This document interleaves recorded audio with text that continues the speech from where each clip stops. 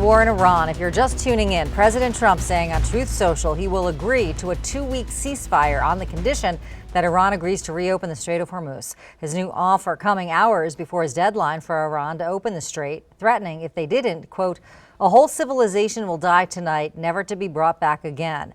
Now he says he's had conversations with the Field Marshal and Prime Minister of Pakistan, agreeing to hold off force being sent tonight to Iran. He posted this: I'll hold off the destructive force being sent tonight to Iran, and subject to the Islamic Republic of Iran agreeing to the complete, immediate, and safe opening of the Strait of Hormuz, I agree to suspend the bombing and attack of Iran for a period of 2 weeks. He called it a double ceasefire after getting a proposal from Iran and workable basis on which to negotiate.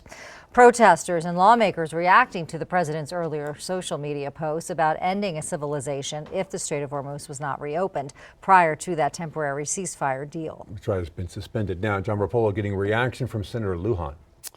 Yeah, Shelley, Doug, Senator Lujan today reacting to the Democratic Party of New Mexico calling for President Trump's impeachment. But first, protesters gathered in Albuquerque this morning. Stop the war in Iran! In Albuquerque, a familiar spot in front of Kirtland Air Force Base Tuesday, where protesters have been gathering. But today's tone was a bit different. What would make me happy is a universal purge of the White House and the Pentagon. There's no reason to have these war criminals in our service or even in our gene pool anymore.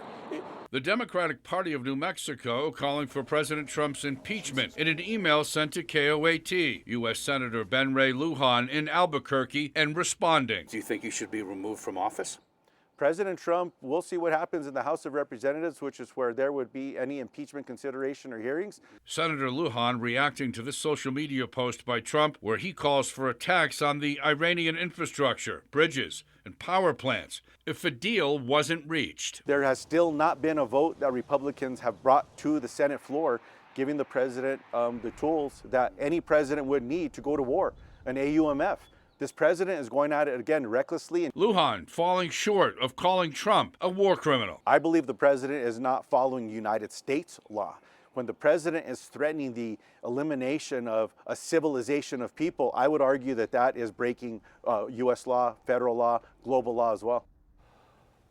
Okay, the Republican Party of New Mexico releasing this statement to us just a short time ago, saying in part, make no mistake, the way President Trump has dealt with Iran has fundamentally made our country safer.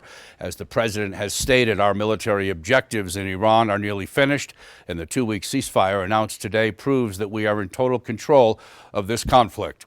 In the studio, John Rapolo, KOAT, Action 7 News. Tonight at 10, our Washington Bureau will have more on this breaking development and potential deal. We'll have the latest in negotiations online as well at KOAT.com.